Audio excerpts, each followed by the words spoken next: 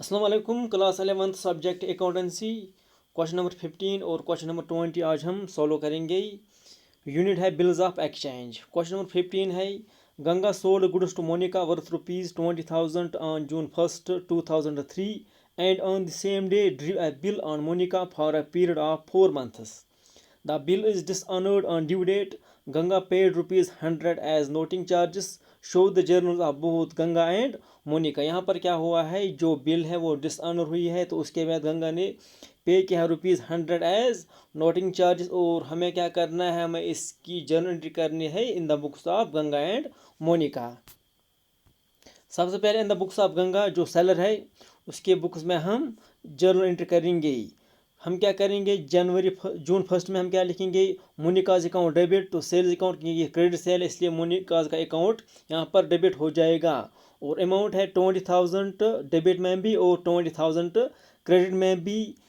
नीचे हम लिखेंगे narration being goods sold to Monica. तो उसके बाद जो गंगा है उसने एक बिल ड्रा की है जो एक्सेप्ट भी किया है किसने, मोनिका ने। तो जब उसने वो बिल एक्सेप्ट किया तो उस वक्त क्या एंट्री होगी, बिल डिस्प्ले अकाउंट डेबिट हो जाएगा और मोनिकाज अकाउंट यहाँ पर क्रेडिट हो जाएगा। अमाउंट दोनों में 20,000 आ जाएगा। Being bill of exchange drawn.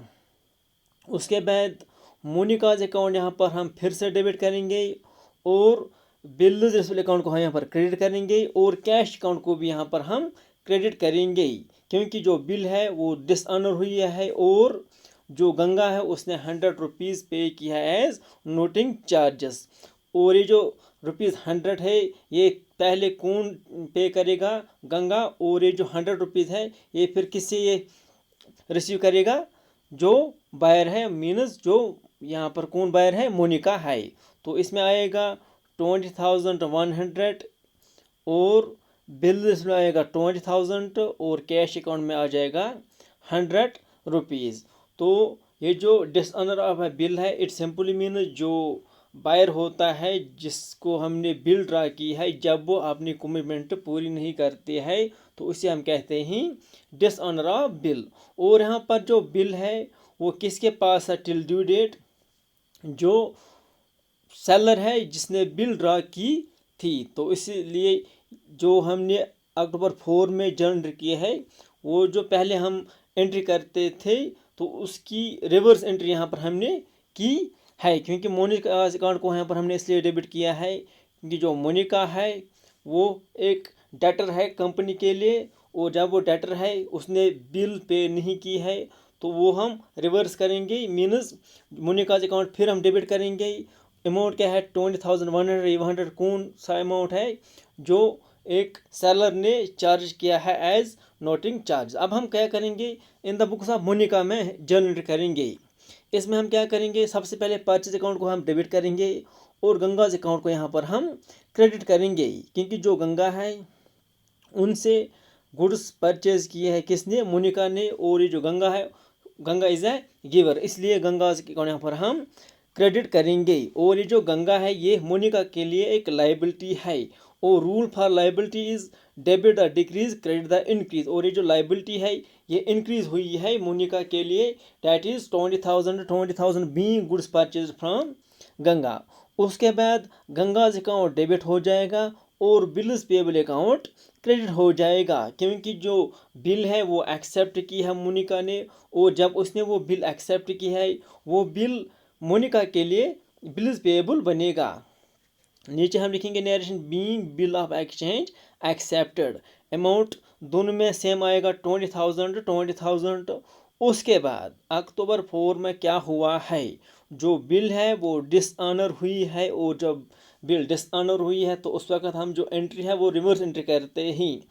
क्या लिखेंगे हम, bills payable account debit 20,000, noting charge account debit that is ₹100 और गंगाज अकाउंट यहाँ पर हम क्रेडिट करेंगे ₹20,100 से, क्योंकि जो बिल्स पेएबल है जब वो बिल पे नहीं की है, ये बिल्स पेएबल एक लाइबिलिटी थी किसके लिए, बायर के लिए। जब वो बिल पे नहीं हुई है तो ओबियसली गंगा फिर से इसमें आएगा, लाइबिलिटीज़ में आएगा। तो यहाँ पर हम गंगा अकाउंट इसलिए क्रेडिट करते हैं क्योंकि जो लाइबिलिटी है वो फिर से इंक्रीज़ हुई है, लेकिन इस वक्त लाइबिलिटी में कौन आएगा, गंगा क्योंकि बिल्स पेएबल पे नहीं हुई है, इसलिए बिल्स पेएबल को यहाँ पर हम डेबिट करेंगे। मीन्स एक लाइबिलिटी डिक्रीज हो जाएगी और दूसरी लाइबिलिटी फिर से इंक्रीज हो जाएगी। मीन्स जो बिल्स पेएबल है वो डिक्रीज हुई है वो लाइबिलिटी, और गंगाज अकाउंट यहाँ पर हम क्रेडिट करेंगे क्योंकि ये फिर से इंक्रीज हुई है। Being bill dishonoured and noting charge paid by Ganga. और ये जो नोटिंग चार्ज है ये फिर किसको पे करना है? ऑब्वियसली जो बायर है। तो ये था क्वेश्चन नंबर 15। अब हम क्वेश्चन नंबर 20 सॉल्व करेंगे। क्वेश्चन नंबर 20 है महिमा's acceptance of ₹1,45,000 which was discounted with the bank for ₹1,44,000 has been returned by the bank to Aruna unpaid.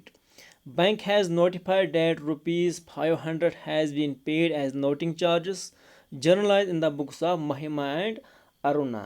यहाँ पर क्या हुआ है, जो बिल है वो डिस्काउंट हुई है बैंक से। उसके बाद जो बायर है उसने उस बिल की पेमेंट नहीं की है, तो बैंक क्या करेगा? बैंक सीधा वो बिल किसको देगा? जिनसे बैंक ने वो बिल रिसीव की थी। तो यहाँ पर हम कैसे अब हम इसकी जर्नल एंट्री करेंगे? In the books of Mahima and Aruna, means in the books of drawer and in the books of drawee. सबसे पहले हम क्या करेंगे? In the books of drawee में हम जर्नल एंट्री करेंगे। बुक्स ऑफ महिमा जो यहाँ पर ड्रावी है उनके बुक्स में हम कैसे जर्नल एंट्री करेंगे? सबसे पहले हम लिखेंगे Aruna's account debit to bills payable account being acceptance given to Aruna. जब महिमा ने बिल ड्रा की थी किसको? महिमा को। तो उसके बाद जो महिमा है उसने वो बिल एक्सेप्ट की है, तो वो बिल जो है वो क्या बनेगी? बिल्स पेएबल किसके लिए? ड्रावी के लिए। तो लिखेंगे हम Aruna's account debit to bills payable account, that is 1,45,000 1,45,000। उसके बाद जो बिल है वो डिसऑनर हुई है, मीन्स ऑन ड्यू डेट उसकी पेमेंट नहीं हुई है। तो क्या करेंगे हम? बिल्स पेएबल अकाउंट को हम डेबिट करेंगे, नोटिंग चार्ज अकाउंट को हम डेबिट करेंगे और अरुणाज अकाउंट को यहाँ पर हम क्रेडिट करेंगे, दैट इज 1,45,500। नीचे हम लिखेंगे narration being bill dishonoured and noting charge paid by bank. क्योंकि ये जो नोटिंग चार्जेस है ये ओबियसली बैंक ने पे की है, लेकिन ये किसको चार्ज करेगा?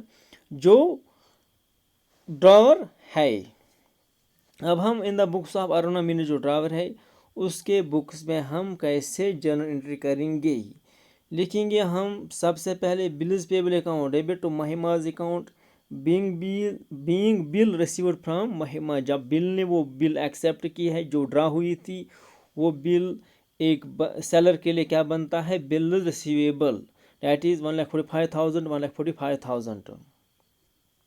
उसके बाद बैंक अकाउंट डेबिट हो जाएगा, डिस्काउंट अकाउंट डेबिट हो जाएगा और बिल रिसीवेबल अकाउंट क्रेडिट हो जाएगा, क्योंकि जो बिल है वो डिस्काउंट हुई है बैंक से और बैंक को एक ये जो सेलर है ₹1,000 डिस्काउंट देता है, मीन्स ये जो ₹1,000 है ये चार्ज करता है कमीशन कौन? Bank.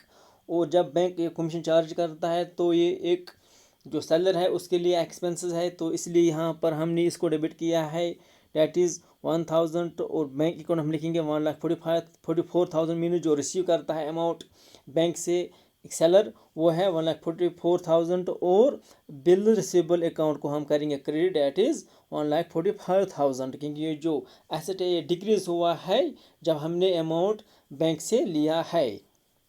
Being bill discounted from bank. तो अब यहाँ पर क्या करेंगे? जब बिल डिसऑनर हुई है तो उस वक्त क्या एंट्री होगी?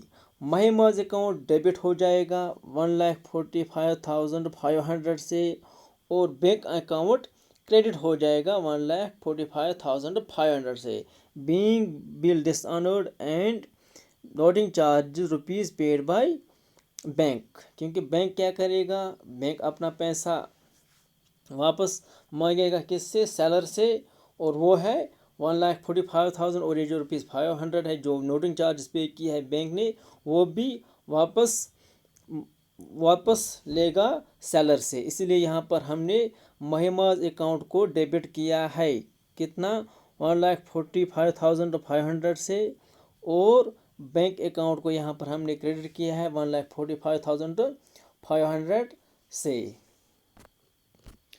इट सिंपली मीन्स जो महिमाज अकाउंट है ये एक डेटर है, किसके लिए, सेलर के लिए, और जब उसने वो बिल पे नहीं किया है तो इससे क्या होता है, डेटर कितना इंक्रीज हो जाएगा 1,45,500, और दूसरी जानिब जो बैंक अकाउंट है वो कितना क्रेडिट हो जाएगा, बैंक अकाउंट से कितना पैसा जाएगा 1,45,500, क्योंकि ये वो अमाउंट है जो इसको बैंक को देना है, क्योंकि उसने ये बिल डिस्काउंट की थी बैंक से, इसलिए ये हम यहाँ पर क्रेडिट करेंगे, कितना 1,45,500।